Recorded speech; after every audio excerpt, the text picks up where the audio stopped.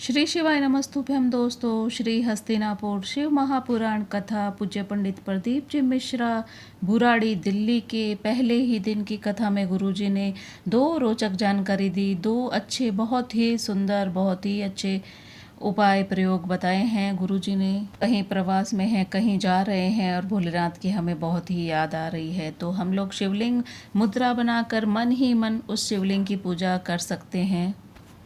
शिवलिंग मुद्रा बनाकर हमें मंत्र जाप करना है। श्री शिवाय नमस्तुभ्यं, श्री शिवाय नमस्तुभ्यं, श्री शिवाय नमस्तुभ्यं, श्री शिवाय नमस्तुभ्यं। शिवलिंग मुद्रा अपने हस्त कमल पर इस तरह से बनाएं जब आप सफ़र में हो और आपको लग रहा है मैं बहुत ज़्यादा उलझन में फंसी हुई हूँ, बहुत तकलीफ़ में हूँ, इससे बाहर कैसे निकलूँगी, कैसे ये कष्ट कटेगा, कैसे मेरा काम बनेगा। जब आप बहुत ज़्यादा चिंता में हो, डिप्रेशन में हो, बहुत टेंशन में हो, तो आप क्या करें, एकांत में बैठ जाइए और शिवलिंग हस्त पर अपने शिवलिंग मुद्रा बनाकर और श्री शिवाय नमस्तुभ्यम का मंत्र जाप आप माला जप सकते हैं। भोलेनाथ को याद कर सकते हैं और अपने मन ही मन भोलेनाथ से अपनी जितनी भी टेंशन है, चिंता है, सब भोलेनाथ से बताइए। आपके पास में शिवलिंग भी नहीं है तो आप हाथ पर, हस्त पर अपने शिवलिंग मुद्रा बनाकर दिल से बाबा को बड़े मुस्कुराते हुए, बड़े भाव से बाबा का मंत्र जाप करें। हस्त पर शिवलिंग मुद्रा का निर्माण करके भोलेनाथ को पुकारें, शंकर को पुकारें। तो आप अपने हस्त पर शिवलिंग मुद्रा बनाकर भोलेनाथ को ज़रूर से याद करें, ज़रूर से उनसे अपने मन के भाव बोलें। भोले सुनेगा, बहुत जल्दी सुनेगा और आपके सब कष्ट काट देगा। गुरुजी ने साथ साथ में ये भी बताया है कि गुरुजी ने इसी शिव महापुराण कथा में गांठ का उपाय भी बताया है। अगर किसी नारी के, किसी बेटी के गर्भाशय में गांठ हो जाए, चेस्ट में गांठ हो जाए और डॉक्टर कह दे ऑपरेशन करवाना पड़ेगा, ऑपरेशन के नाम से ही डर लगता है और गांठ के नाम से भी बहुत ज़्यादा डर लगता है कि क्या होगा, कौन सी गांठ होगी, ये कहीं कोई बड़ी बीमारी तो ना हो जाए, बस यही सब डर लगता रहता है। तो इस समय आप क्या करें, तो भोलेनाथ को ज़रूर से पुकारें, उसको याद करें। तो गुरुजी ने बहुत ही सुंदर, बहुत अच्छा उपाय बताया है। इसके लिए आप एकांत में बैठ जाइए और भोलेनाथ की जो 5 पुत्रियां होती है, जया, विषहरा, शामलीवारी, तो आपको शामलीवारी का नाम लेकर मन में याद करके तो आपको अपने हस्त कमल पर अंगुष्ठ शिवलिंग का निर्माण करके श्री शिवाय नमस्तुभ्यम या ओम नमः शिवाय या नमः शिवाय मंत्र जाप करें। आपको मंत्र जाप करना है, उसके बाद में थोड़ा सा जल का आचमन करना है।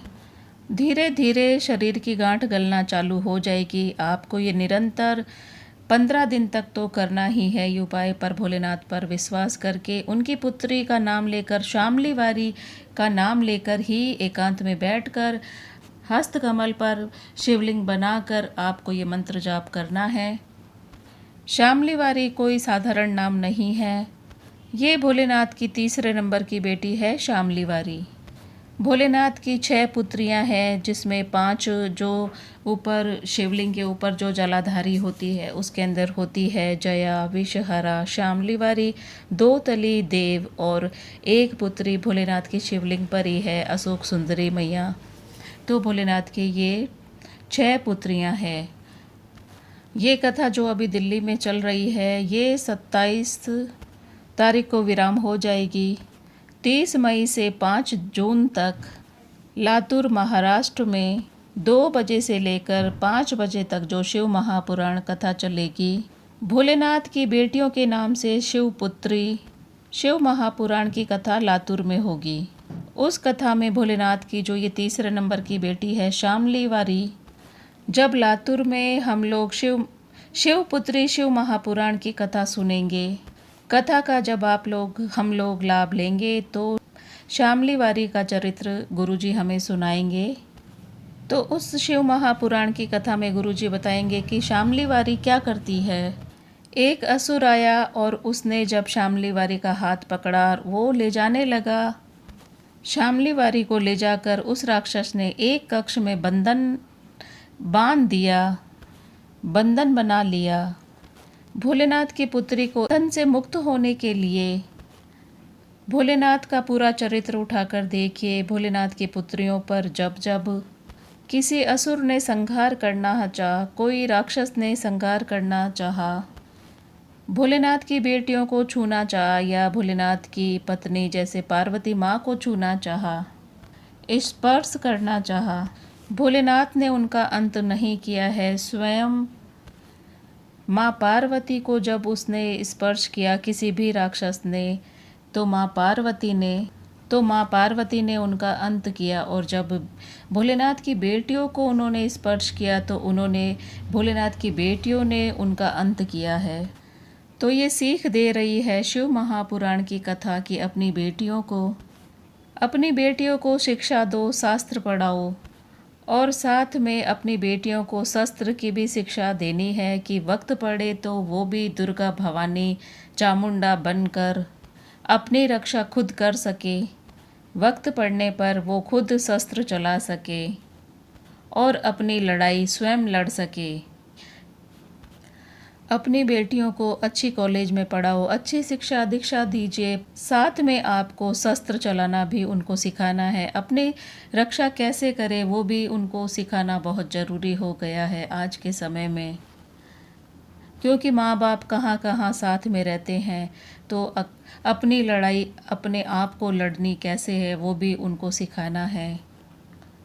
गुरुजी ने अपनी कथा में, जयपुर की कथा में ऐसा बताया भी था कि बेटे को कन्यादान देने से भी ज़्यादा ज़रूरी है शिक्षा का दान देना। उसको अपने पैरों पे खड़ा करना बहुत ज़रूरी है आज के समय में।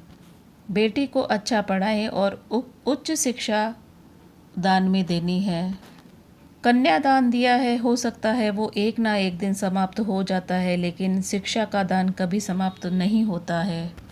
जब बेटी को हम लोग शिक्षा का दान देते हैं, उसको कुछ बना देते हैं, कुछ शिक्षित उसको कर देते हैं, तो कभी ना कभी उसके जीवन में वो काम जरूर से आता है। तो बेटियों को शिक्षित जरूर से करना है, उनको अपने पैरों पे खड़ा करना है कि कभी भगवान ना करे अगर ऐसा कुछ हो जाए कि उनको कुछ करना पड़े तो वो कर सकती है, खुद पर निर्भर रह सकती है, निडर रह सकती है। मेरा वीडियो अच्छा लगे तो लाइक करें, शेयर करें, सब्सक्राइब करें, कमेंट में हर हर महादेव, श्री शिवाय नमस्तुभ्यम, नमः शिवाय ज़रूर से लिखें।